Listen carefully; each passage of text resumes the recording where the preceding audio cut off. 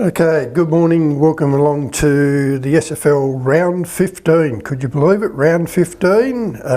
This week we've got Mark Beck, coach of the Hobart Football Club, in. They have an important game up against Claremont at Abbottsfield Park. Obviously every game's important, Mark, but how do you think you're going to match up for this one? Yeah, this game is really important. The top five is so close between 7th, 6th and 5th, and it's certainly a bit of a logjam there, so this week is really important. We're really confident the way we match up against Claremont. We probably haven't been able to say that in previous years, so we're going into this game with a real good belief, and we feel our talent matches them pretty well, so, you know, as I said, we're going in pretty confident. Last start up at the TCA against New Norfolk, you probably would have what every commentator would term the dream start, 11 goals, 8. What happened there to be so good? Yeah, I don't know, it was just sort of almost a bit of a snowball effect from everything we'd sort of worked on the previous weeks in terms of ball movement and effort and general energy, and it sort of just worked in our favour, having a little bit of breeze in the first quarter and a ruckman who was so dominant and winning clearance after clearance early just compounded everything. And before we knew it, we had 7 goals on the board, and I remember looking at my assistant coach and saying it's the first time we've done that in the first quarter for quite a long time. Then all of a sudden we had 8, 9, 10, 11, and you know, things were going pretty well. So it was not so much out of nowhere, but certainly we didn't expect that to happen like that. But it certainly shows that at our best, you know, we can be pretty strong, and hopefully if we bring a fair bit of that on Saturday, we can certainly match it with Claremont. Obviously Robertson's been a key component for you in the ruck there. How do you rate him against other ruckmen in the competition? Well, I'm a little bit biased, but you know, I think he's the best in the competition, and I might even go further than that. I'm not sure there's many better in the state, to be honest. Having spoken to a few TSL guys over the last couple of weeks, and having a few TSL guys from last year at our club this year, yeah, he's right up there with anyone, I would have thought, and just his ability to get to the right spots and push back into the fence and take grabs, but also win nearly every hit out, but his hit outs to advantage. His follow-up work is pretty amazing, the way he almost rucks his own taps at times, and then just the ground level stuff, his below knee work and his smothers as well, you know, all fantastic. So yeah, look, I'm pumping him up a bit there, and I pumped him up after last week's game as well, and but as I said, he's as good as we've had for a while, and I reckon he's as good as anyone going around.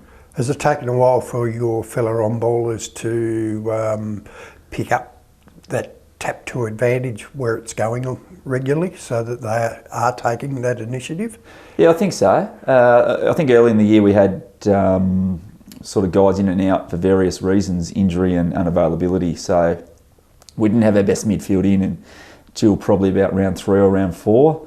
And then Robbo was out a bit as well. He missed 3 or 4 weeks with a groin strain. So it has taken a while for those guys to really gel. But I think, you know, we saw last week that's coming together pretty well now, and you know, hopefully again on Saturday. Yep. Obviously Claremont's always hard to beat at home at Abbottsfield Park. Who do you see as some of their strengths that you will obviously be trying to curb? They got strength across the board really well. Excuse me. I think in the midfield, really fit guys like Jones, and I know Allison's been missing for a few weeks, but he may be playing on the weekend. We'll wait and see on that. So we're going to have to put a fair bit of work into those two. Obviously, a lot of talent down forward, whether Potter starts forward or starts in the midfield. Brown, Bowden's obviously kicked quite a few goals for the year, and Crosson's played a variety of roles this year, so those guys are certainly guys we'll need to curb. But they've got some guys who set up really well down back as well. Barwick's certainly a bit of a general for them down back, and he's been back playing the last couple of weeks, so Well, obviously all those guys will have to put a fair bit of work into to stop their influence. Yeah, they've talked up to Hobart fairly well Yep. of recent weeks at centre half back. So So he sort of plays a similar role to Barwick in many ways, that real skillful general down back, setting up the play really well. So yeah, their guys will certainly have to watch. they're obviously a very good, versatile team. Crossan can play both ends of the ground, and as can others in that team. That obviously adds to their strength. Yep.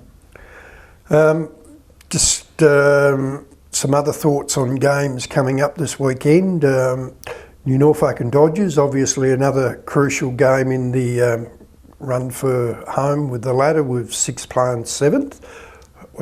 Who would you tip in that one?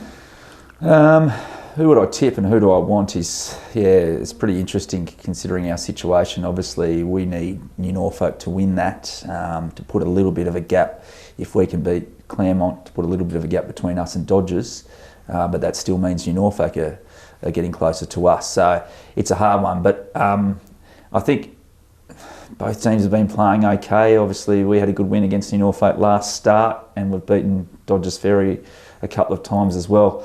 I think probably New Norfolk up at Boyer. Hard at home, aren't they, to crack?